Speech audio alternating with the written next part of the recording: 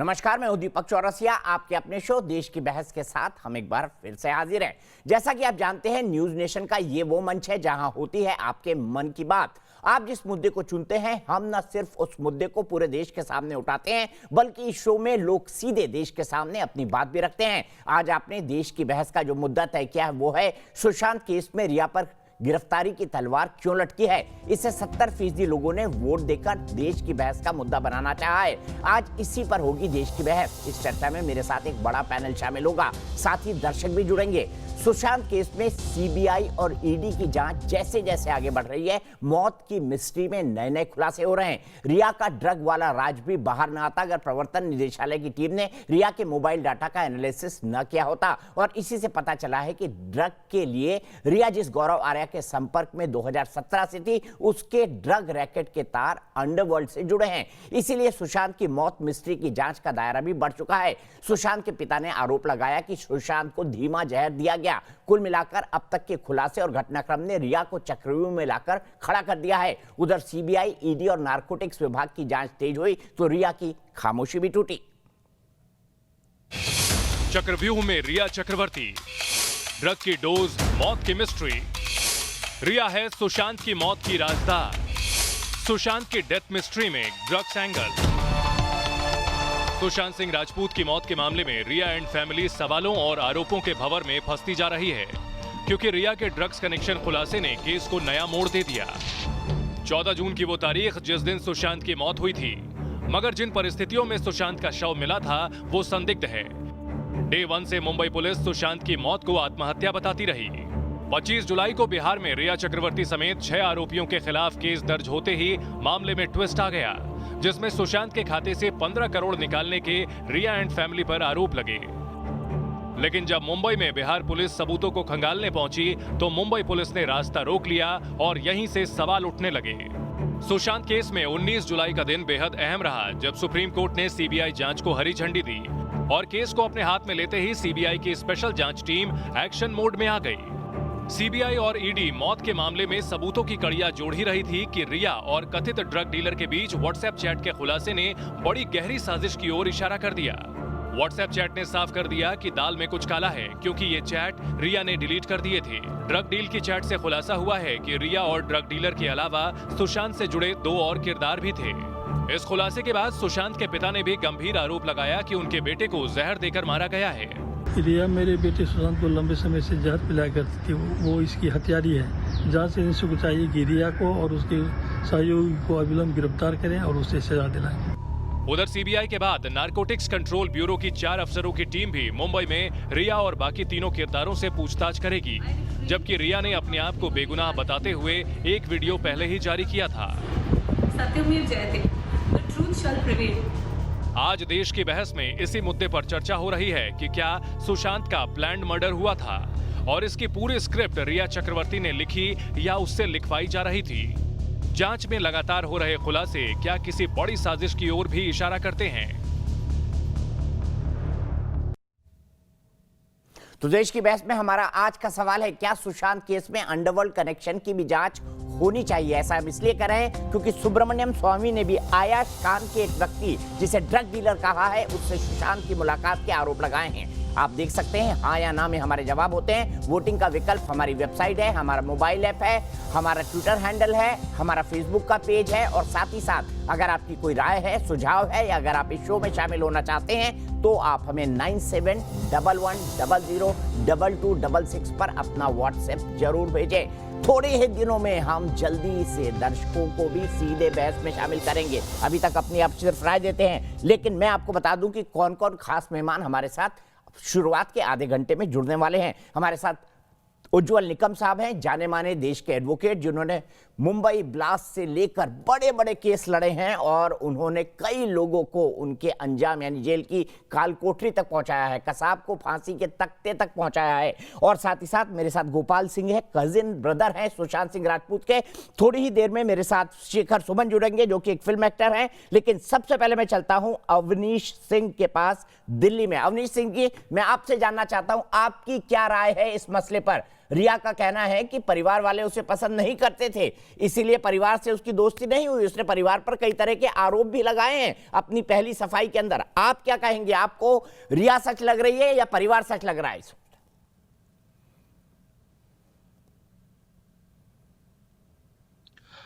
दीपक जी, सबसे पहले मैं आपको बता दूं कि रिया चक्रवर्ती, जो आपका सवाल है सीधा सवाल है तो सीधा जवाब दूंगा। रिया चक्रवर्ती सीधे सीधे एक नेम्ड एक्यूज्ड है बहुत बड़ी एफआईआर के अंदर, जिसके अंदर सीबीआई तक की एजेंसी इन्वॉल्व है। निश्चित रूप से सिया बेगुनाह नहीं है, सिया गुनहगार है, और सिर्फ एक गुनाह नहीं किया रिया चक्रवर्ती ने। रिया चक्रवर्ती के गुनाहों की फहरिस्त बहुत लंबी है।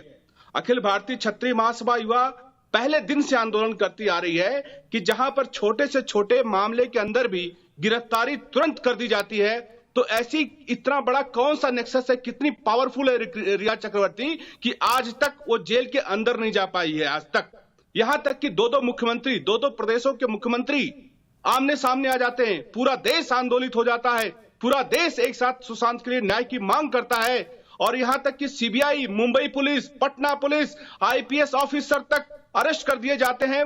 मुंबई में जाने के बाद उनको गिरफ्तार कर दिया जाता है, लेकिन गिरफ्तार नहीं होती है तो कौन? रिया चक्रवर्ती।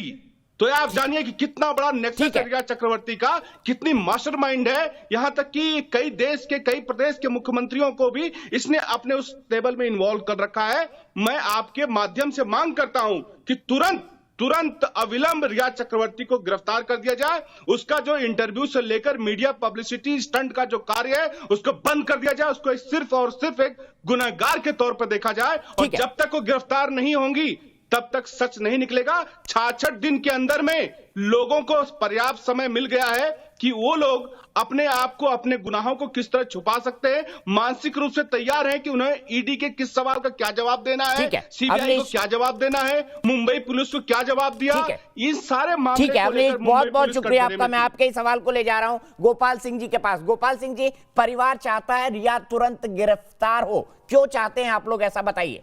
तो इसलिए क्योंकि वो नामजद एक्यूज्ड है, और इसी सवाल को समझने के लिए फिर निकम साहब के पास चलेंगे।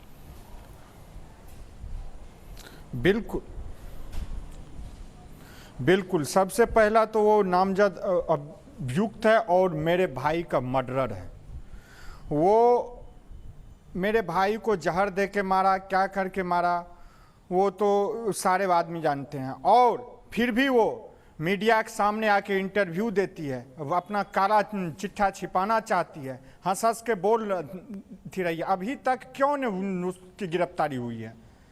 निकम साहब, मैं आपसे यही समझना चाहूंगा, नेम एक्यूज्ड है एफआईआर के अंदर, 70 दिन हो गए हैं। रिया सॉलिड एलिगेशन से कई तरह के तथ्य निकलकर सामने आ रहे हैं, लेकिन क्या कारण है कि सीबीआई ने न तो अभी तक पूछताछ की है और न ही अरेस्ट किया है? मैं आपसे समझना चाहता हूं, लीगली सीबीआई ऐसा क्यों कर रही है? क्योंकि इस चीज को लेकर बहुत अनरेस्ट है देश में कि गिरफ्तारी क्यों नहीं?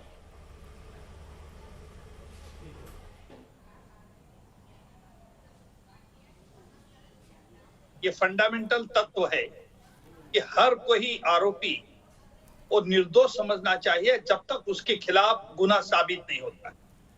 नंबर 2, सुशांत का मृत्यु का ये पूरा मामला सर्कमस्टेंशियल सबूत के आधारित है। जो भी जांच एजेंसी है, चाहे वो सीबीआई और कोई भी है, उनको सर्कमस्टेंसेस सबूत ढूंढना पड़ता है कि जिसका नाम आरोपी में फिरियाद में दिया है, क्या उससे एक चेन जुड़ती है क्या नहीं, और तभी सीबीआई जैसे नेशनल सेंट्रल एजेंसी तभी कदम उठाते हैं कि हाँ, ये पूरी तार जुड़ती है और उस अभियुक्त को अरेस्ट हो। अभी रहा सवाल जो रिया चक्रवर्ती ने आज एक इलेक्ट्रॉनिक चैनल पे जो इंटरव्यू दिया, क्या अर्थ निकलता है उससे? पहली बात तो अर्थ ये निकलता है, 2 महीने के बाद रिया चक्रवर्ती, जिसका आरोपी करके सुशांत के पिता ने नाम लिया है, 2 महीने के बाद वो सफाई दे रही है। क्या यह सफाई उसके पर जो आरोप के रहे उसके सफाई के लिए दे रही है क्या, और दूसरी कोई वजह है? दूसरा अनुमान यह निकलता है कि क्या रिया अपने इंटरव्यू से खुद को ग्लोरीफाई करना चाहती है दर्शकों के सामने? तीसरा अर्थ यह भी निकलता है, क्या वो जांच एजेंसी को कुछ मिसडायरेक्शन दे रही है? और जहां तक मुझे लगता है, जहां तक मेरा तजुर्बा है, कि जो आज उसने तथ्य, मैंने कभी ऐसा नहीं देखा कि कोई आरोपी खुलेआम आके सामने चैनल के सामने ऐसे बड़े मामले में कुछ खुलासा कर रहा है। अगर वो खुलासा करती है तो सीबीआई सभी तथ्यों को पूरा कंसीडर करेगी। क्या जो आज वो बता रही है चैनल पे, क्या उस तथ्य में कोई फोर्स है, कोई दम है? क्या कुछ झूठे बातें बता रही है? अगर कुछ झूठे बातें बता रही है तो शायद वो उसके खिलाफ हो सकता है। तो अभी हमें यह देखना है कि जांच एजेंसी, देखिए अरेस्ट का सवाल कोई इतना इंपॉर्टेंट नहीं है, अरेस्ट तो तुरंत हो जाएगी, लेकिन पहले जांच एजेंसी को इस नतीजे पे आना पड़ेगा कि सुशांत का हत्या है कि आत्महत्या है। अगर आत्महत्या है तो क्यों आत्महत्या की, उसकी वजह क्या थी? अगर आत्महत्या नहीं है तो हत्या है क्या? अगर हत्या है तो मेडिकल एविडेंस क्या है? बंबई पुलिस ने जो तहकीकात की उसमें क्या निकला है? इसलिए जांच एजेंसी को हमने पूरा अवसर देना चाहिए। ठीक है, इस तरह से प्रेशर नहीं डालना चाहिए। ठीक है, मैं इसमें एक बड़े एंगल को भी लाना चाहता हूं उज्जवल निकम साहब, जिसके आप भी गवाह रहेंगे, मैं भी कई सालों से गवाह हूं, पिछले 25 साल से बॉलीवुड को देख रहा हूं। मैं चाहता हूं कि रुमान को फोन पर या लाइव कनेक्ट किया जाए। मैं बहुत देर से आप लोगों से रिक्वेस्ट कर रहा हूं। उज्जवल निकम जी, रुमान हमारे साथ जुड़ गए हैं। रुमान, सबसे पहले जानना चाहूंगा किस तरह से गौरव आर्या, जिसके बारे में रिया चक्रवर्ती ने खुद कहा है कि मैं गौरव आर्या को जानती हूं, जो गोवा का एक होटेलियर है, ड्रग डीलरों से उसके संबंध है, ड्रग कार्टेल का वो एक हिस्सा है, कैसे वो अंडरवर्ल्ड से जुड़ रहा है, बताइए। जो चैट रिट्रीव हुई है रिया चक्रवर्ती की, उसमें सीधे तौर पर गौरव आर्या से बातचीत का जिक्र है, जिसमें MDMA वो गौरव आर्या से मांग रही है, मतलब डील हो रही है। गौरव आर्या हो सकता है जिसका गोवा में एक होटल है और उसका पार्टनर सीधे सीधे अंडरवर्ल्ड से जुड़ा हुआ है, जो कि ड्रग रैकेट चलाता है। मुंबई के बड़े क्लाइंट्स को गौरव सप्लाई किया करता था। और साथ ही गौरव का जो पार्टनर है अबू इस्माइल आजमी, ये शख्स बहुत लंबे अरसे से दाऊद के ड्रग्स के धंधे से जुड़ा हुआ है। दुबई गया था, दुबई से मुंबई आने के बाद इसने ड्रग्स का धंधा शुरू कर दिया। उसके बाद ये गोवा गया, गोवा में पढ़ा लिखा गौरव मिला, जिसके बाद इसने पूरी सप्लाई की चेन कर दी। जो इसकी सप्लाई की चेन है अबू इस्माइल आजमी की, ये इसके तार बेल्जियम और UK के अंडरवर्ल्ड के ड्रग्स रैकेट से भी जुड़े हुए हैं। ये विदेशों में, कई देशों में ड्रग्स MDMA के कुरियर के तौर पर काम करता है। और मुंबई और आसपास के इलाकों में गौरव आर्या, सबसे महत्वपूर्ण बात यह है कि जो शख्स अबू इस्माइल आजमी है, ये 2017 के नवंबर महीने में दिल्ली पुलिस की स्पेशल सेल ने इसको गिरफ्तार किया था। मुंबई के 5 सितारा होटल से उसको गिरफ्तार करके दिल्ली लेकर आई थी। इसके पास से 40 करोड़ रुपए की MDMA ड्रग्स मिली थी और इनका पूरा ऐसे चल रहा था। और रिया से लगातार कई पार्टियों में मिलता था। इसके अलावा रिया से लगातार चैट भी गौरव की बहुत, जो कि प्रवर्तन ने जो क्लोनिंग करने के बाद रिया के मोबाइल से रिट्रीव किया है, उसके अंदर सीधे तौर पर बातचीत है, जिक्र है कि गौरव आर्या से वो MDMA मान रही थी, खरीदने की कोशिश कर रहे थे। गौरव आर्या उसकी बात क्या करता था। ठीक है, सीधे चलता हूं उज्जवल निकम जी के पास। उज्जवल निकम जी, ड्रग्स बॉलीवुड की एक बहुत बड़ी रियलिटी है। मेरे ख्याल से बॉलीवुड की शायद ही कोई ऐसी पार्टी हो जिसका मैं भी प्रत्यक्षदर्शी हूं, आप भी रहे होंगे, जहां पे ड्रग्स ना चलती हो।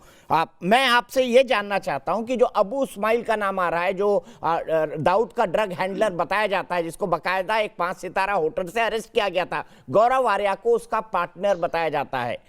रिया चक्रवर्ती ये कह चुकी हैं कि वो गौरव आर्या को जानती हैं। जब NDPS एक्ट आ जाता है, NDA एक्ट आ जाता है, उसके बाद केस कितना कॉम्प्लिकेटेड हो जाता है, क्योंकि रिया के संबंध गौरव आर्या से, गौरव आर्या के संबंध डी कंपनी के ड्रग सप्लाइंग रैकेट से। हो सकता है कि रिया एक यूजर हो, रिया उनसे माल लेती हो, लेकिन फिर भी ये मामला कितना गंभीर बन जाता है, क्योंकि मुझे जहां तक जानकारी है पैसों के ट्रेल पर कोई बात बहुत आगे नहीं बढ़ी है, लेकिन ड्रग एंगल से क्या होगा। और अगर ED ने NCB को लाया है तो ये केस कितना बड़ा हो जाता है, CBI ऑलरेडी है। दीपक जी, अगर ये बात सच है, दीपक आर्या और रिया में इनमें कोई ताल्लुकात था, गौरव आर्या उन्होंने माना है कि वो गौरव आर्या को जानती है व्यक्तिगत तौर पे। हाँ, गौरव आर्या, तो मुझे लगता है कि ये बात बहुत सीरियस है।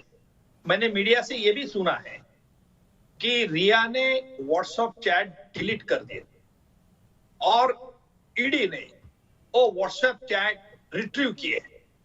अगर व्हाट्सएप चैट का अगर हम देखेंगे कंटेंट, तो ये बात साफ जाहिर होती कि रिया ने खुद के कंजम्पशन के लिए कुछ ड्रग्स मंगाए थे, लेकिन गौरव आर्या से ताल्लुकात रखना, गौरव आर्या से अंडरवर्ल्ड से संबंध रखना, ये कोई साजिश का प्लॉट है क्या? इसकी भी छानबीन, इसकी जांच सीबीआई को करने पड़ेंगे। पहली तो बात यह है कि रिया ने ये व्हाट्सएप चैट डिलीट क्यों किया। दूसरी बात यह है कि क्या रिया खुद के लिए लेती थी, क्या किसी को देने के लिए लेती थी। और तीसरी बात है, जो सुशांत का विसेरा, अब तक इसका रिपोर्ट आना बाकी है, उस विसेरा में क्या निकला। अगर जांच एजेंसी उस पर कोई प्रकाश झोंक डालती है तो मुझे लगता है कि ये बड़ी रिया के लिए मुसीबत हो सकती है। और रिया का बयान कि मैं गौरव आर्या को नहीं जानता, ये अगर झूठा बयान नहीं, उन्होंने कहा है मैं गौरव आर्या को जानती हूं। जब उनसे बात की गई कि क्या आपने ड्रग ली है, तो रिया ने कहा कि मैंने कभी ड्रग नहीं ली है, मैं ब्लड टेस्ट कराने के लिए तैयार हूं। लेकिन इस चैट के बारे में मैं आगे बात नहीं करूंगी क्योंकि ये अब एक कानूनी मसला है। उन्होंने माना है वो गौरव आर्या को जानती हैं।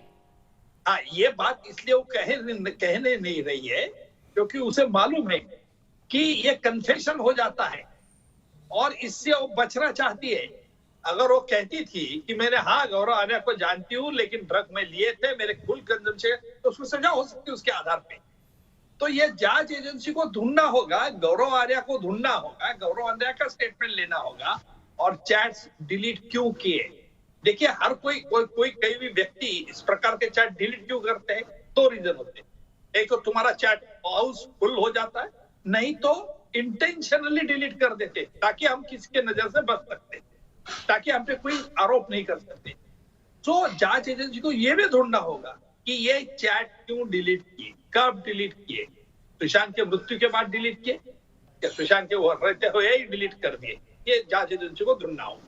ठीक है, मैं इस पर आऊंगा सर। मेरी एक और दर्शक जुड़ गई हैं, प्रतिमा रावत जी मेरे साथ फाजिल्का से जुड़ी हुई है। प्रतिमा जी, आज हम हमेशा देश की बहस में दर्शकों की राय लेते हैं, इस केस पर प्रतिमा जी आपका क्या मानना है, आप क्या कहती हैं? क्योंकि अब ये देश, ये एक सिर्फ मर्डर का केस नहीं रहा, देश के 130 करोड़ लोग अब सीधे तौर पर और दुनिया के कई लोग इस केस से जुड़ चुके हैं सीधे तौर पर।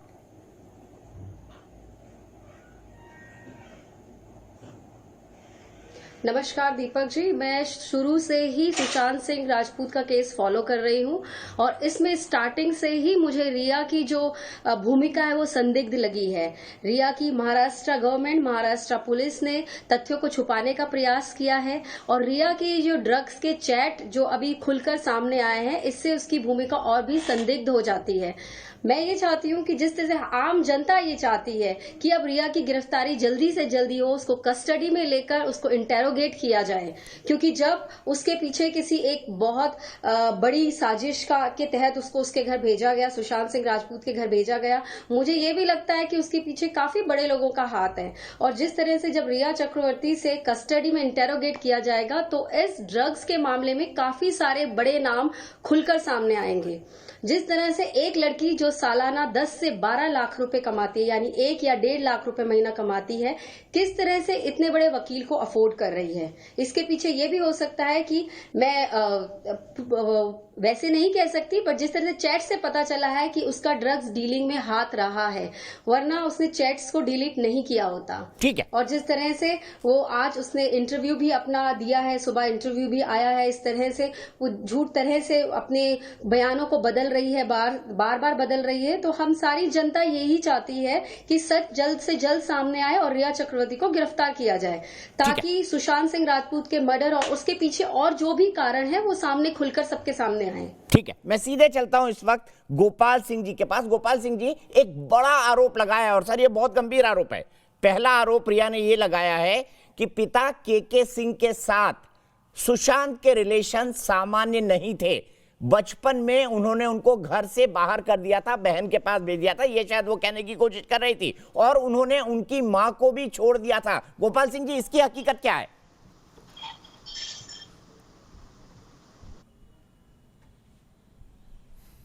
हंसी आ रही है इस चीज पे।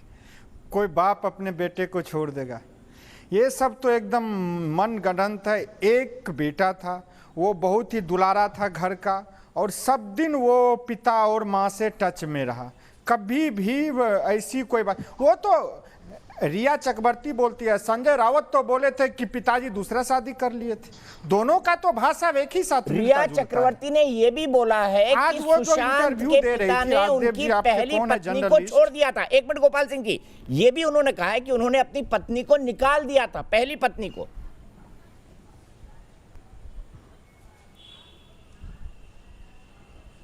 बिल्कुल ये सब झूठ है। इसकी जितना भर्त्सना की जाए उतना ये सब बिल्कुल झूठ है।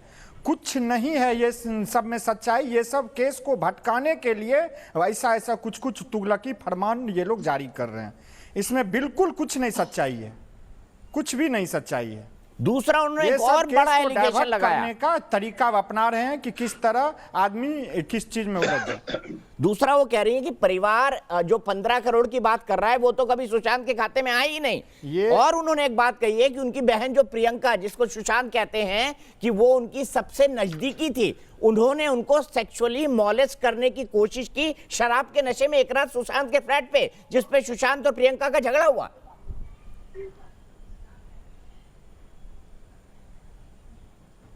ये सब गलत है। ये सब ऐसा कुछ कैसे बोल रहे हैं, हम लोग के दिल पे पड़ रहा है ये सब चीज। ऐसा कभी है ही नहीं। वो बहन से, परिवार से, सबसे मिले हुए रहता था। ये वैसा कैसे कोई मन कर सकता है दीपक जी? बहुत ये सब चीज तो एकदम बोले कि अब वो फंस रही है तो वो परिवार को बदनाम करने में लग गई थी, और इसमें कोई सच्चाई नहीं है, कोई सच्चाई। और 15 करोड़ की बात, वो तो बैंक का डिटेल ही बता रहा है, इसमें किसी के मुंह का तो बात है नहीं। ठीक है, कितना राम कदम जी हमारे साथ जुड़ गए हैं। राम कदम जी उज्ज्वल निकल, हम एक स्पेसिफिक एंगल पे जाते हैं, ड्रग वाले पे। राम कदम लेकिन ये जो बिस्कन्या है ना, जी कंप्लीट कीजिए गोपाल जी, आप कुछ कह रहे थे, अधूरी बात मत छोड़िए। ये बिस्कन्या को अभी तक अरेस्ट क्यों नहीं कर रही है? नहीं तो सारा चीज धरातल पे आ जाएगा। ठीक है, राम कदम जी, आपने आज स्माइल खत्री की बात की, जो सुशांत के साथ दिखाई दे रहे हैं पिक्चर के अंदर। मैं चाहता हूं वो पिक्चर दिखाई जाए। आपने ये भी कहा कि बॉलीवुड के ड्रग्स के साथ क्या रिश्ता है सब जानते हैं। बॉलीवुड की किसी भी पार्टी के अंदर बिना ड्रग्स के काम नहीं चलता, ये हम सब जानते हैं। एक मशहूर डायरेक्टर के घर एक रेव पार्टी हुई, उसके बारे में हर अखबार ने बड़ा बड़ा छापा। मैं आपसे ये जानना चाहता हूं कि अब ड्रग्स, गौरव आर्या, आजमी, जो इस्माइल आजमी है, उसका नाम आने के बाद ये नेक्सस कितना सीरियस है, और क्यों ना बॉलीवुड और ड्रग माफिया के कनेक्शन की जांच हो और अंडरवर्ल्ड की इंटरनल फंडिंग की भी जांच हो। दीपक जी, मैं आपको बता दूं कि आज जो मैंने वीडियो ट्वीट किया है खत्री का, ये खत्री के उस वीडियो में आपने देखा होगा कि किस प्रकार का इम्तियाज खत्री का बर्ताव सुशांत के साथ रहा है। बड़ी आश्चर्य की बात है और महाराष्ट्र सरकार को शक के घेरे में लेने वाली बात है कि 65 दिन महाराष्ट्र सरकार के पास ये सुशांत सिंह राजपूत का मामला रहा। देश जानता है, दुनिया जानती कि 66वें दिन पूरे देश के लोगों की जनभावना थी। सुप्रीम कोर्ट की अदालत ने जनमानव का सम्मान किया और ये मामला सीबीआई को सौंपा। इतना बड़ा मित्रता कहने वाला इम्तियाज खत्री सुशांत के मौत के बाद मौन क्यों है, गायब क्यों है, मोबाइल बंद क्यों है? क्या रिश्ते थे उसके?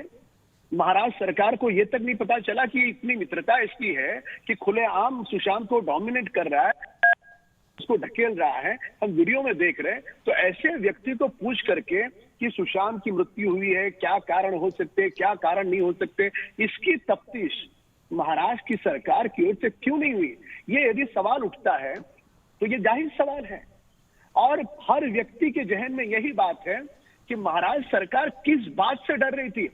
अगर कुछ किया नहीं है तो डर किस बात का था महाराष्ट्र सरकार को? महाराष्ट्र सरकार को किस बात का भय था? ये पूरा मामला, पहली बात, इन्होंने मुंबई पुलिस को काम करने दिया नहीं। मुंबई पुलिस की तुलना विश्व के अच्छे पुलिस के साथ होती है। मुंबई पुलिस की सक्षमता पर हम पूरा भरोसा करते हैं। महाराष्ट्र सरकार को कुछ बड़े लोगों को, नेताओं को और ड्रग माफिया को बचाना था दीपक जी, और वही कारण रहे हैं कि महाराष्ट्र की सरकार ने इस पूरे मामले को दबाने के चक्कर में मुंबई पुलिस की छवि देश और दुनिया के सामने खराब करने का दुस्साहस, कुकर्म किया। उसके बाद आगे बढ़ते हैं कि कोई भी कॉल का जो सीडीआर है और चैट का रिकॉर्ड है, दीपक जी आप वरिष्ठ पत्रकार है, आप भी समझ सकते हैं, महाराष्ट्र सरकार के पास 24 घंटे के भीतर आ चुका था, और मान लीजिए 48 घंटे के भीतर आया। 48 घंटे के भीतर चैट रिकॉर्ड आने के बाद भी उसमें ड्रग्स की बात है। ईडी को ड्रग्स की बात पता चलती है, सीबीआई को 3-4 दिन में ड्रग्स की बात पता चलती है। पर महाराष्ट्र सरकार को और ड्रग्स की बात पता चलने के बाद, ठीक है राम कदम जी, इसी पॉइंट से मैं उज्जवल निकम के पास जाना चाहता हूं। उज्जवल निकम जी, मैं स्पष्ट तौर पर कहूंगा कि शुरुआती दिनों में आपने मुंबई पुलिस को डिफेंड करने की भरपूर कोशिश की थी। अब मुझे बताइए कि ड्रग्स की अगर इतनी बड़ी बात रिट्रीव ईडी कर सकती थी तो ए, मुंबई पुलिस क्यों नहीं कर सकती थी? बी, मुंबई पुलिस ने आत्महत्या के सर्कमस्टेंसेस के किसी भी तरह की जांच तो की नहीं, वो सीधे नेपोटिज्म पर क्यों कूद गई? और तीसरी बात, नेपोटिज्म भी एक एंगल है, ये भी रिया चक्रवर्ती कह रही हैं। मैं आपसे ये जानना चाहता हूं कि मुंबई पुलिस, जिसे मैं दुनिया की सबसे अच्छी पुलिस में से एक मानता रहा हूं, लेकिन अभी मेरा थोड़ा विश्वास कमजोर हुआ है, ऐसे क्या कारण आपको दिखाई देते हैं कि इतने बड़े फैक्ट्स को मुंबई पुलिस ने नजरअंदाज किया? मैं मान ही नहीं सकता कि मुंबई पुलिस वो चैट नहीं रिट्रीव करी होगी या उसने चैट नहीं देखी होंगी। बिल्कुल दीपक जी, सत्य है आपका। दीपक जी, मैं ये पहले स्पष्ट करना चाहता हूँ कि मुंबई पुलिस वाकई होशियार है। बड़े बड़े उनके मैंने संगीन मामले चलाए भी है। तो सर ये बताइए ना, किसने हाथ बांध रखे मुंबई पुलिस के? क्या मौजूदा सरकार ने? दीपक जी एक बात सुनिए कि पुलिस के हाथ कोई बांध नहीं सकता है। हाँ, मैं ये जरूर मानता हूँ सर, इस बात से मैं डिसएग्री करूंगा। नहीं, अपन बात करेंगे ना, डिबेट तो करना है हमें। बिल्कुल, आई एम नॉट एडवोकेटिंग। मैं तो महाराष्ट्र सरकार की भूमिका भी नहीं बोल रहा हूँ। ठीक है, मैं महाराष्ट्र सरकार ने अगर गलती की तो उनके खिलाफ भी बोला हूँ, अभी भी बोलता हूँ, डंके की चोट पे बोलता हूँ। आपको पता नहीं होगा कि मेरे नेचर के बारे में। तो मैं ये कह रहा हूं कि जरूर गलतियां हुई है मुंबई पुलिस से, लेकिन आज तक उन्होंने उसका एक्सप्लेनेशन पब्लिकली नहीं दिया। मेरा यही कहना है, क्यों नहीं दे रहे आप? Why you are keeping your lips tight? ये मेरा हमेशा सवाल रहता था, और इससे लोगों को मन में एक शक पैदा हुआ। और जो विपक्ष नेता है वो तो कहने वाले ही हैं कि भाई ये सरकार कर रही है। देखिए, सरकार को घेरने के पहले हमने ये सोचना चाहिए कि बंबई पुलिस की गलतियां क्यों की, क्या वजह थी। और जब तक बंबई पुलिस अपनी जबान नहीं खोलती, तब तक मुझे लगता है कि हम किसी को दोष के कटोरे घर में नहीं रख सकते। नंबर 2, सुशांत का जो मामला है वो पूरा सर्कमस्टेंशियल एविडेंस पे आधारित है। बंबई पुलिस ने उस एंगल से देखा क्या नहीं देखा, इसके बारे में मुझे जानकारी नहीं है, क्योंकि अब तक उन्होंने 174 की इंक्वायरी के पत्ते खोले ही नहीं है। मोटिव क्या है, किस लिए सुशांत ने आत्महत्या की? देखिए, आत्महत्या की तो आत्महत्या की वजह तो होनी चाहिए। एबेटमेंट टू सुसाइड है, क्या हत्या है? इसके बारे में उन्होंने जो जल्दबाजी की कि भाई ये आत्महत्या है, इस नतीजे पे पहुंचे भाई आप। ये मैं भी सवाल कर रहा हूँ पब्लिक प्रोसिक्यूटर के हैसियत से, यानी पब्लिक का प्रोसिक्यूटर होने के कारण ये कई सवाल आम जनता के आदमी के जहन में है। नहीं है, ऐसा नहीं है। लेकिन जहां तक अभी सीबीआई जांच एजेंसी है, आज रिया ने जो जवाब बयान दिया है, ओपन इंटरव्यू दिया है, उससे क्या वो जांच एजेंसी को भटकाना चाहती है? क्या वो सच बोल रही है? क्या जांच एजेंसी को इन्फ्लुएंस करना चाहती है? इस नतीजे अभी जांच सीबीआई को, जांच एजेंसी को सवाल के जवाब ढूंढने। ठीक है, लेकिन मैं आपसे यह समझना चाहता हूं कि ऐसा नेग्लिजेंस, ऐसी तथ्यों की अनदेखी मुंबई पुलिस कैसे कर सकती है जब तक वो दबाव के अंदर नहीं है तो, या कोई उसको ऊपर से इंस्ट्रक्ट नहीं कर रहा है तो।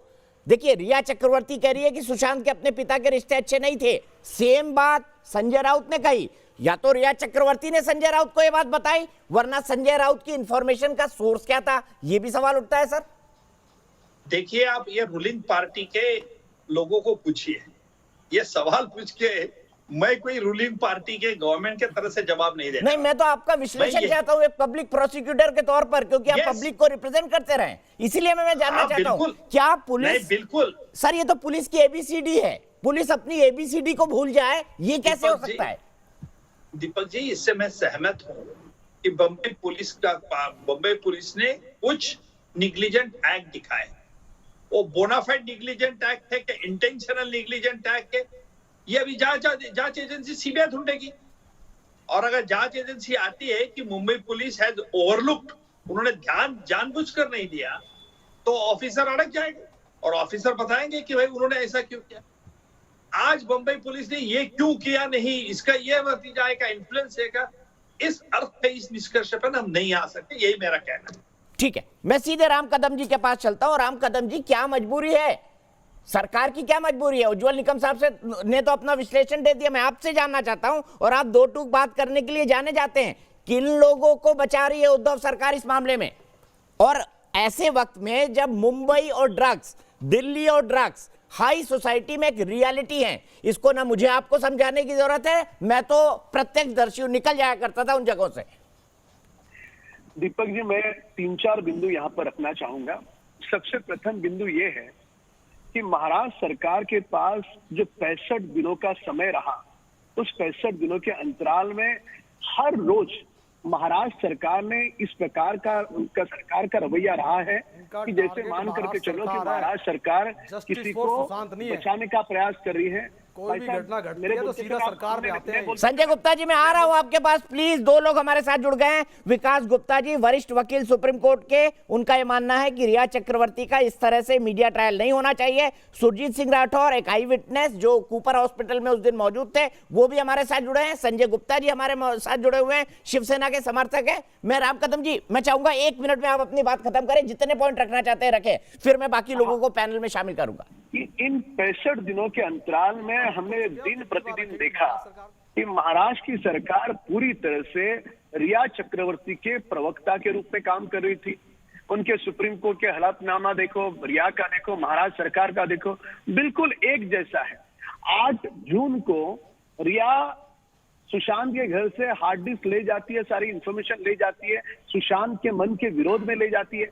अब यह बात 65 दिन महाराष्ट्र की सरकार को जांच में पता नहीं चलता।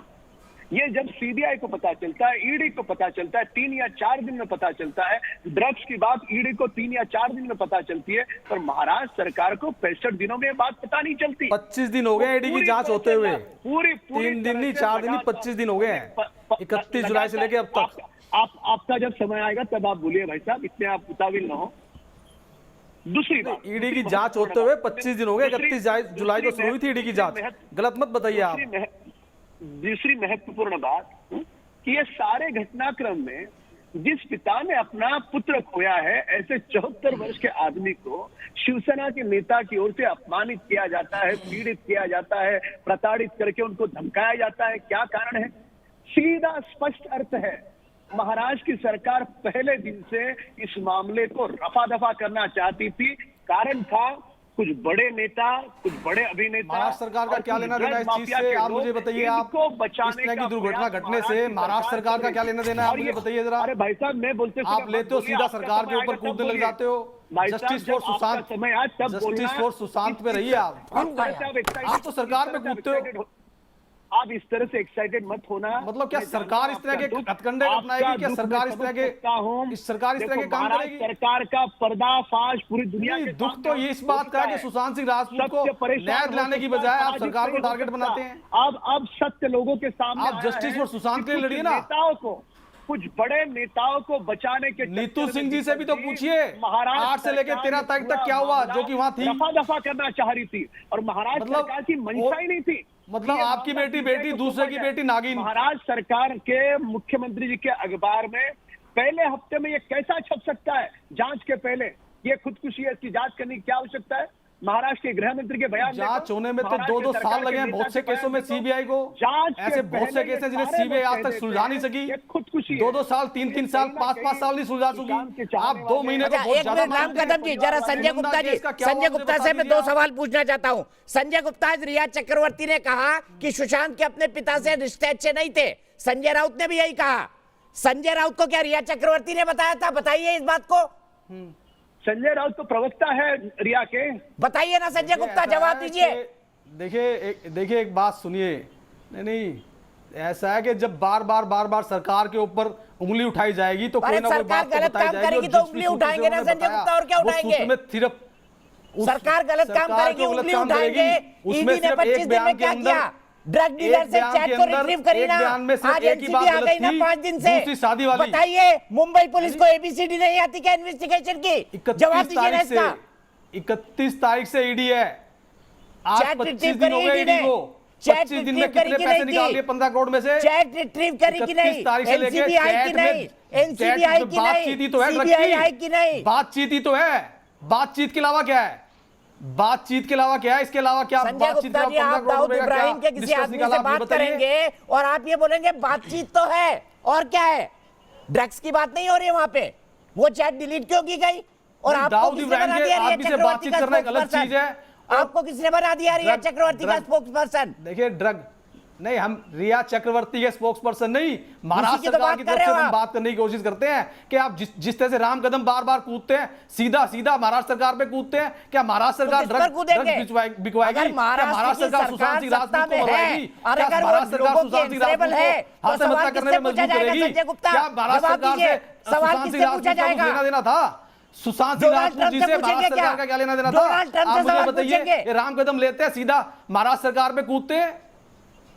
सवाल पूछिए, हम भी तो जवाब देंगे। तो आप सवाल पूछेंगे तो हम जवाब नहीं देंगे क्या? सरकार तो है मतलब तो हर कोई सुशांत सिंह पूछेगा। राजपूत से किसकी दुश्मनी थी? पहले पूछे दिन से अनिल पूछेगा, देशमुख लेकिन और मान संजय लिया, राउत रिया लेकिन कोई चक्रवर्ती तथ्य के भी तो होना चाहिए। स्पोक्सपर्सन क्यों बने हुए हैं? जवाब दीजिए इस बात का, जवाब दीजिए, क्यों बने हुए रिया चक्रवर्ती के स्पोक्सपर्सन? अनिल एक देशमुख को ऑब्जर्वेशन दी किसने थी बताया पुलिस कि ने अपनी, सुसाइड है? कैसा लगता है उस बात को पढ़ के बैठ गए आप लोग? अरे अनिल ऑब्जर्वेशन नहीं दे सकते क्या? पुलिस के लोग अपने देशमुख- ऑब्जर्वेशन नहीं दे अनिल सकते? देशमुख अगर को एक किसने अगर एक बताया होम मिनिस्टर ने सुसाइड अपनी है? ऑब्जर्वेशन दी, अनिल क्या केस देशमुख बंद ने कर दिया कैसे था? डिक्लेयर किया अगले केस तो दिन बंद कुछ नहीं किया, घंटों में सुसाइड है? केस तो बंद नहीं किया, केस तो दोनों तरफ से खुला हुआ था। एक एफआईआर भी हत्या नहीं और कर पाई। आत्महत्या दोनों चीजें खुली हुई थी। ऐसा बाला थोड़ी है साहब कि कह देने ठाकरे से ने एक बार केस बंद हो दशहरा गया। रैली में बोला था। एफआईआर से बड़ा काम किया था सुनिए, एडीआर। सुनिए, एफआईआर से बाला बड़ी साहब होती है। संजय गुप्ता सुन लीजिए, आपको एफआईआर पता से नहीं बड़ी होती होगा है एडीआर, क्योंकि आपने बाला एक्सीडेंटल साहब डेथ ठाकरे रिपोर्ट को का मतलब जिंदगी ये में नहीं होता देखा है होगा। कि हत्या या मैं आत्महत्या गारंटी की से जांच बोल रहा हूं करना। आपको आपको ये नहीं बाला पता, साहब ठाकरे को आपको जिंदगी ये में नहीं नहीं पता बोला कि होगा। एडीआर क्या होती है? पहले आप ये जाने कि एडीआर होती क्या है। राम कदम जी को बताइए आप एडीआर होती क्या है? पहले आप एडीआर जो है समझ लीजिए accidental Sanjay death Gupta report ji, कहा आपको जाता है, समझने जिसके की बहुत अंदर जरूरत मौत और है। आपको आत्महत्या समझने- में मैं आपको डिस्कस किया बता जाता देता है। हूं, बाला और साहब ने पुलिस की डायलॉग मारा था इन्वेस्टिगेशन से दशहरा बड़ी होती है रैली में। इंक्वायरी। आपने तो कभी देखा इंक्वायरी नहीं जो है होगा। पुलिस की मैंने इन्वेस्टिगेशन उनका से बड़ी इंटरव्यू होती लिया है। था, सुन लीजिए, एफआईआर शिकायत सुन दर्ज की लीजिए, जाती है। सुन लीजिए, और- बाला साहब और ठाकरे ने इंक्वायरी- दशहरा रैली में क्या कहा इंक्वायरी जो था? है, ये संजय वो गुप्ता का ऑडियो डाउन करिए, मजिस्ट्रेट ऑर्डर लेके किए जाते हैं, ऑर्डर इनको बताता हूं एडीआर मैं। के। बाला साहब ठाकरे, कभी देखी थी शक्ल बाला साहब ठाकरे की आपने? संजय गुप्ता देखी थी शक्ल? नहीं आपने देखी, हमने सर, तो मैं तो हमने इंटरव्यू तो कर सुनी चुका है बहुत हूं। सी चीजों को। क्या आपने मैं तो सुशांत सिंह इंटरव्यू कर राजपूत जी की चुका हूं शक्ल दो-दो देखी है? बार उनका। ऐसे तो बहुत से नहीं, ठीक है, आप तो पुराने और मैं आदमी, आपको ये आपने बता किया दूं, होगा, हमने बाला तो नहीं साहब देखी। ठाकरे हमने ने तो कहा टीवी में था, देखा और सुना है, पढ़ा है बाला उनके साहब विषय में। ठाकरे ने नाना पाटेकर का एक डायलॉग बोला था कि एक मच्छर भी आदमी को हिजड़ा बना देता है। यही हालत उद्धव सरकार की है, यही हालत उद्धव सरकार की है। पालघर में भी यही किया। मतलब आप सरकार पे कहां पहुंच गई कि एक मच्छर, ऐसा कौन सा मच्छर है जिसने सरकार को हिजड़ा बना दिया? आप ये बता दो। मैं आप बोलूंगा ना तो आपको मिर्ची लगेगी। मैं ज्यादा बोलना नहीं चाहता। पायल रोजगी मेरे साथ जुड़ गई है। पायल, कोई मच्छर, कोई मच्छर, पायल सबसे serious Bollywood, politician, drug cartel, बड़े परिवार, बिजनेस फैमिली, ड्रग्स एक हकीकत। और सेकंड जनरेशन का लगभग हर आदमी मुंबई और दिल्ली में ड्रग्स का सेवन करता है, चाहे वो एमडीएमए हो, चाहे वो कोकीन हो। आप भी इसकी प्रत्यक्षदर्शी होंगी, मैं भी इसका प्रत्यक्षदर्शी रहा हूं। मैं तो खिसक जाया करता था उन पार्टी से। लेकिन मैं आपसे जानना चाहता हूं, जब ड्रग्स की बात आ गई, चलिए मैंने माना फाइनेंशियल एंगल हो सकता है कमजोर हो, कोई बातें नहीं निकली हुई हो, ड्रग्स के मामला और उसका दाऊद गैंग से जुड़ना, ये क्या साबित करता है? और दाऊद गैंग अभी भी मुंबई की गलियों में कितना एक्टिव है, उसका खुलासा मैं करूंगा। देखिए, ड्रग्स तो है बॉलीवुड के अंदर, ड्रग्स है आईपीएल की पार्टीज के अंदर, बॉलीवुड के अवार्ड पार्टीज के अंदर, आफ्टर पार्टीज के अंदर, जब एक सुपरस्टार आपको अपने स्वीट पे बुलाता है और आप देखते हैं कि बहुत सारे एक्टर्स, प्रोड्यूसर्स, डायरेक्टर्स वो इन हाउस स्वीट के अंदर पार्टी कर रहे हैं, तो उन जगहों पे ड्रग्स का सेवन किया जाता है। Now this is not a hidden fact. ये बात ऑब्वियसली अभी खुलकर बाहर आई है क्योंकि रिया के ड्रग चैट्स लीक हो गए हैं, जहां पर वो सुशांत के चाय, कॉफी और ये सब में ड्रग्स डालती थी without him knowing, which is a crime.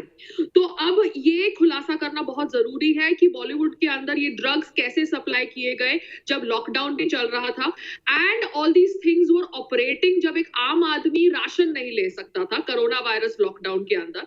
तो आप लोगों को ऑब्वियसली ये मुहिम कंटिन्यू रखनी पड़ेगी जब तक the narcotic department does not get its inroads into the various people who are actually dealing, operating and spreading the drug usage in the industry.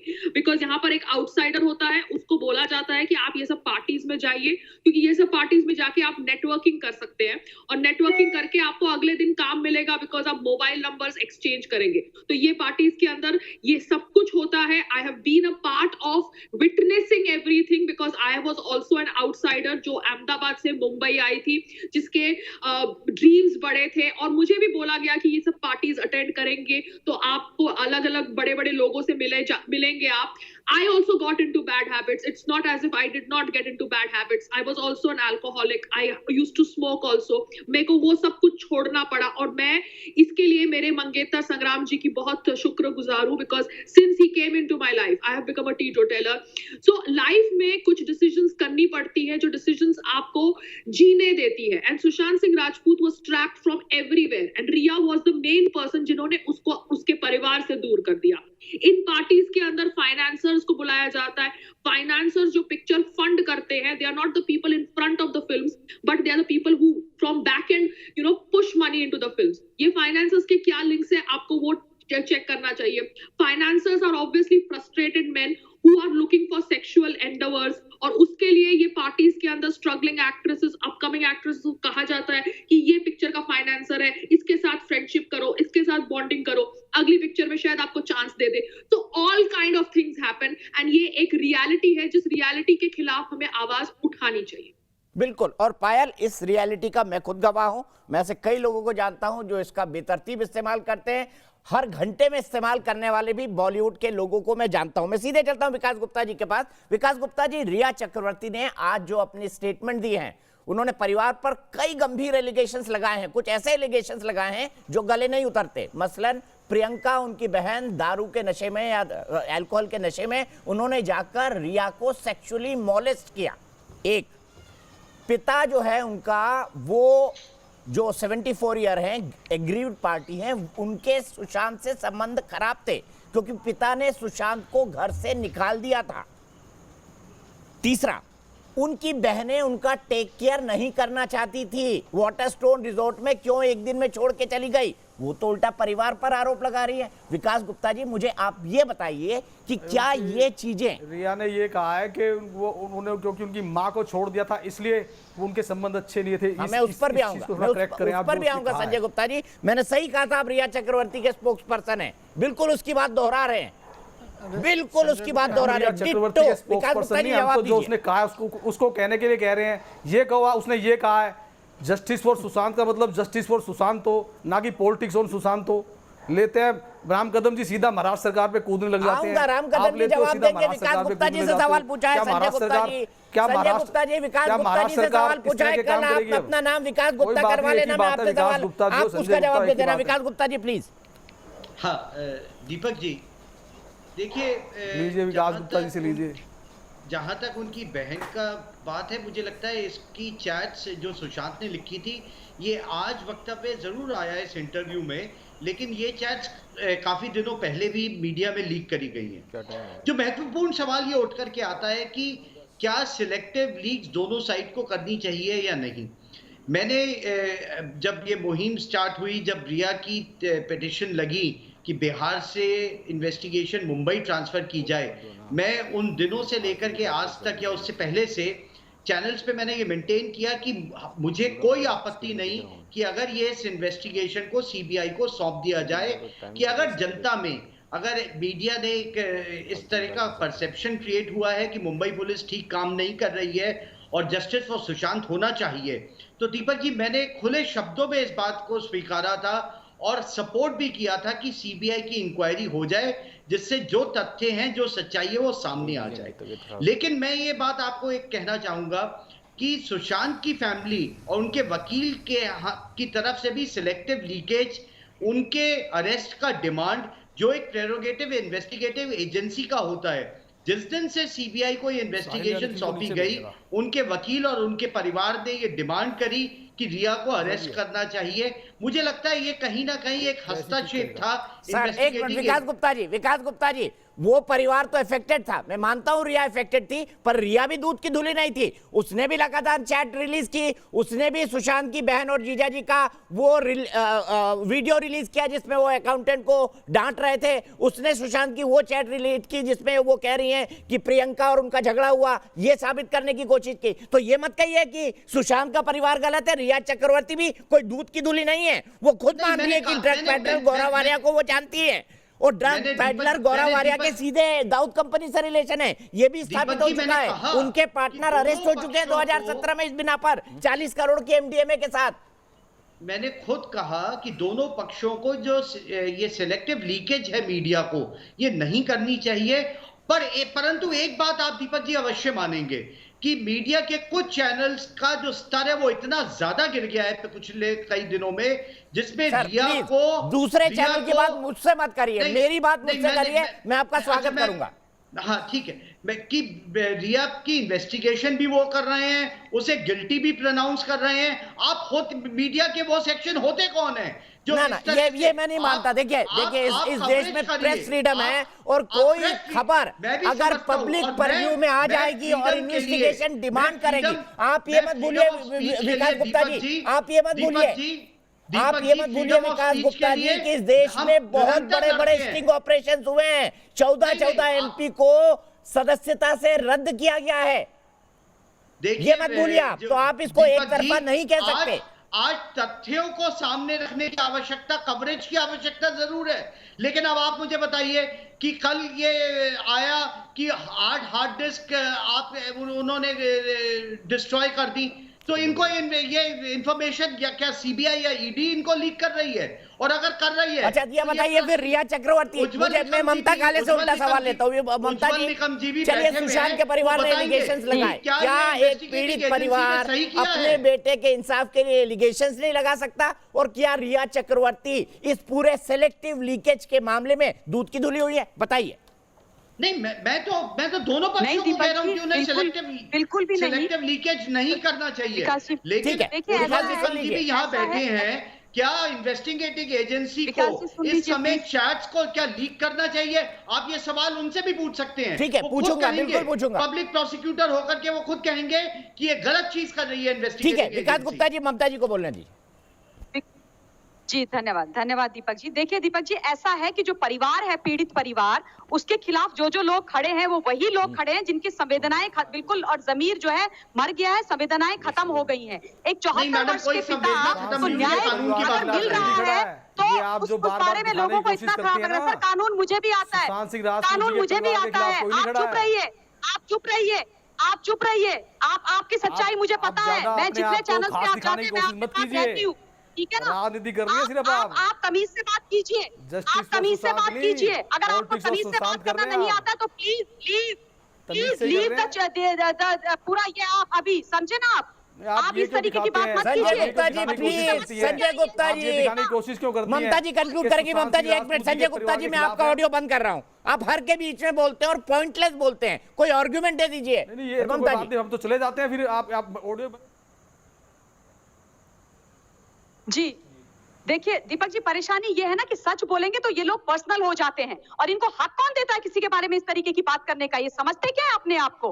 इन्होंने क्या ठेका ले रखा है क्या जो विक्टिम परिवार है उसको बदनाम करने का? और जो लोग विक्टिम के साथ खड़े हैं, हम सारे के सारे, उनके बारे में ये कुछ भी बोलेंगे? इनकी संवेदनाएं और जमीर मर गए हैं, हमारे जिंदा हैं, हम बिकाऊ लोग नहीं है। अगर मेरा ना तो कोई पॉलिटिकल गेन चाहिए मुझे, मैं बिहार से चुनाव लड़ने नहीं जा रही हूँ, समझ गए आप? और ना ही मैं बॉलीवुड फ्रेटर्निटी से हूं कि मैं अपने पुराने स्कोर सेटल कर रही हूं। तो इस तरीके की बात आप दोबारा ना करें, उससे तो अच्छा रहेगा।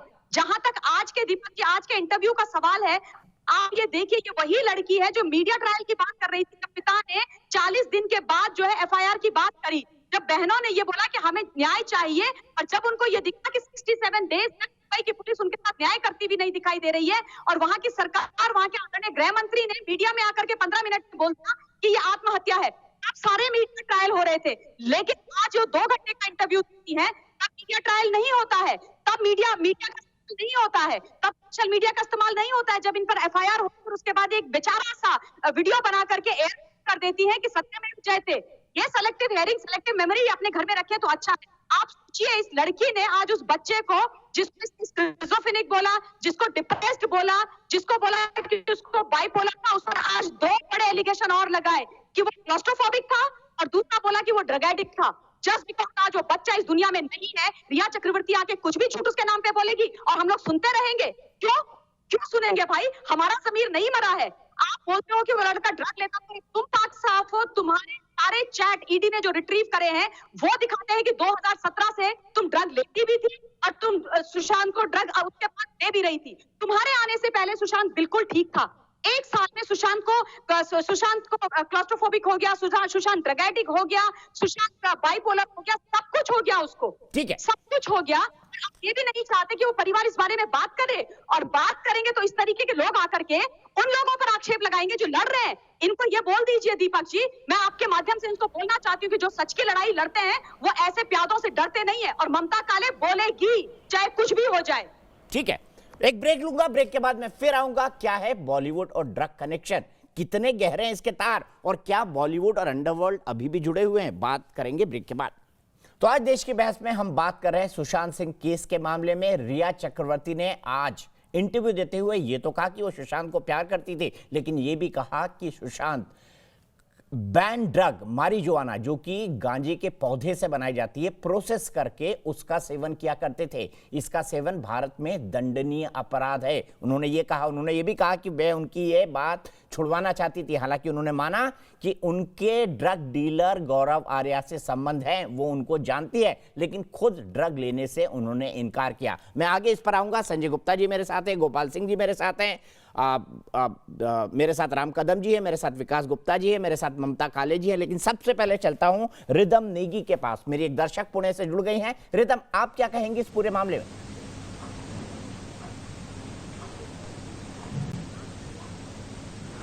जी, देखा जाए तो 66 से ज़्यादा डेज से ज़्यादा ये केस था मुंबई पुलिस के पास, और उनका इतना ढीला बर्ताव देख के अब ऐसा लग रहा है कि सीबीआई डेफिनेटली इस केस को सही तरीके से इन्वेस्टिगेट करेगा, दूध का दूध पानी का पानी करेगा, क्योंकि जो काम मुंबई पुलिस इतने टाइम में नहीं कर पाई, इतने सारे खुलासे हम हर दिन देख रहे हैं, 7 ही दिन हुए हैं सीबीआई को।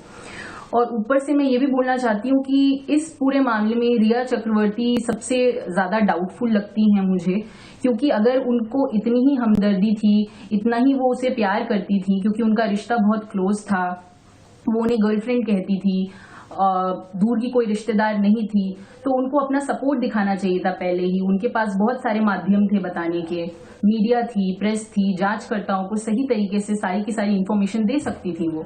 उन्होंने कभी ऐसा किया ही नहीं। अगर कोई इंसान सही में सच्चा होता है, ट्रूथफुल होता है, तो डेफिनेटली वो सबसे आगे आके बात करता है। जब हमने कभी गलती की ही नहीं होती है तो हमें किसी बात का डर नहीं होता है। तो ऐसा लगता है कि इस मामले में, चाहे ये सुसाइड है या मर्डर केस है, डेफिनेटली लगता है कि इस पूरे प्लॉय में उनका एक बड़ा हाथ है। ठीक है, मैं सीधे चलता हूं राम कदम जी के पास। रिदम ने बड़ी बात की है, उनका कोई हाथ है, शक के घेरे में, शक के दायरे में आती हैं। गोपाल सिंह जी, मैं सबसे पहले आपके पास आऊंगा। उन्होंने कहा है कि लगातार सुशांत सिंह राजपूत, एक बैन ड्रग होती है मारिजुआना, जो गांजे के पेड़ से बनती है, उसका लगातार सेवन करते थे, वो उनको रोकती थी और वो उनकी इस आदत को छुड़ाना चाहती थी परिवार की तरफ से। गोपाल सिंह जी, आप क्या कहेंगे?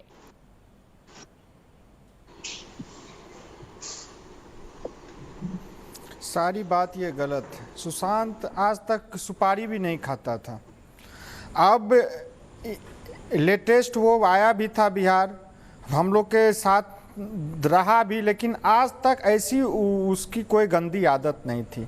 अब रिया चक्रवर्ती बोल रही है तो 20 कन्या है, उसको 20 पिलाई है कि क्या पिलाई है, क्या सब चीज़ का आदत ये लगाई, जो कि परिवार से भी ये दूर करवा दी, उससे बात तक नहीं हो पाती थी। अब क्या बताऊं इसमें हम। ठीक है संजय गुप्ता जी, परिवार का बड़ा सीधा आरोप है, अगर ये सब बातें थी, सब चीज का लत कभी नहीं रखता था। रिया चक्रवर्ती उसी दिन क्यों सामने आई जिस दिन उनके खिलाफ ड्रग का केस भी चल गया, एनसीबी भी आ गई, दुनिया भर की चीजें आ गई, और उनको लगा कि अब तो बचना मुश्किल है, क्योंकि मनी ट्रेल में उनको लगा वो तो बच जाएंगी, लेकिन ड्रग्स में नहीं बच पाएंगी, क्योंकि एनडीपीएस पे कानून इतने सख्त हैं कि बड़े बड़े अंदर हुए हैं। ठीक है, उन्हें जब कभी सही लगा वो आई। एक तो देखिए इस जिस तरह से ये केस चर्चित रहा, हर कोई ये जानना चाहता था कि क्या हुआ, हर किसी को पता चले। और मुंबई पुलिस के सामने एक सबसे बड़ी दिक्कत ये थी कि जब इन्वेस्टिगेशन चल रही होती है तो ये बताया नहीं जाता कि जब तक फाइनल पे नहीं पहुंचते कि क्या हुआ। अब रिया चक्रवर्ती ने जो बात बताई है उनमें एक बात मुझे बहुत सही लगती है कि जिस तरह से 8 तारीख को तो चलो वो चली गई, लेकिन 8 तारीख से लेकर 14 तारीख के बीच में उनकी बहन नीतू सिंह भी वहीं थी। उनकी बहन नीतू सिंह को भी बताना चाहिए कि क्या हुआ क्या नहीं, क्योंकि वो तो मेन अच्छे से जानती होंगी हर बात को। 1 हफ्ते का टाइम होता है, 8 दिन का टाइम होता है, 6 दिन का टाइम होता है कि जब जो सुशांत सिंह राजपूत के जो कर्मचारी थे वो तो थे, उनके अलावा उनकी बहन भी थी उनके साथ ही। संजय को तो बताएं कि क्या हुआ था क्या नहीं हुआ था, क्योंकि असलियत तो वो भी जानती रिया चक्रवर्ती को डिफेंड करने के लिए फीस मिल रही है कहीं से आपको? फीस रिया चक्रवर्ती को डिफेंड करने का हमारा कोई वो नहीं है। आप एक बात आप तो कंठस्थ करके बैठे संजय गुप्ता जी, आपने तो कंठस्थ कर लिया सब कुछ। नहीं उनकी बात क्या, शिवसेना को बचाते बचाते आप रिया चक्रवर्ती को बचाने तक आ जाएंगे। नीतू सिंह जो वहां रहती थी।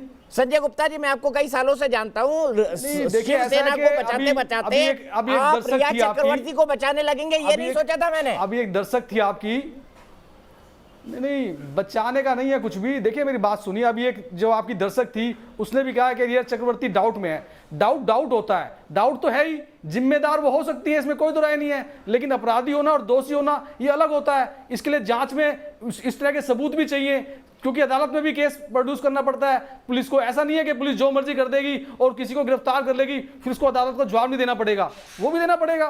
तो जिस तरह से डाउट रिया चक्रवर्ती पर है, ठीक इसी तरह से कुछ तो खुलासे उनकी बहन को भी करने चाहिए ना, जो वहीं रहती थी, कि क्या हुआ 1 हफ्ते के अंदर, क्या नहीं हुआ। कितनी जल्दी पट्टी पढ़ लेते हैं आप। मतलब हमारे बचपन में मम्मा हमको कहती थी, मेरी माँ की रट्टू टोटा मत बनना बेटा। हमारी पट्टी पट्टी होगी, मतलब हमारे सवाल रट्टू टोटा बने हुए हैं। आपके सवाल हो गए, हमारे सवाल बाबा जी का ठुल्लू हो गए। बड़ी अजीब बात हो गई आपकी। मतलब कपिल शर्मा को भी आप खूब देखते थे, हम तोता बने हुए हैं, कपिल शर्मा को भी खूब देखते थे आप। स्पोक्स पर्सन हो गए। नहीं मतलब आपके सवाल, हमारे सवाल बाबा जी का ठल्लू, मतलब कमाल की बात होगी। है तो आप मतलब हमारे सवाल ही नहीं है।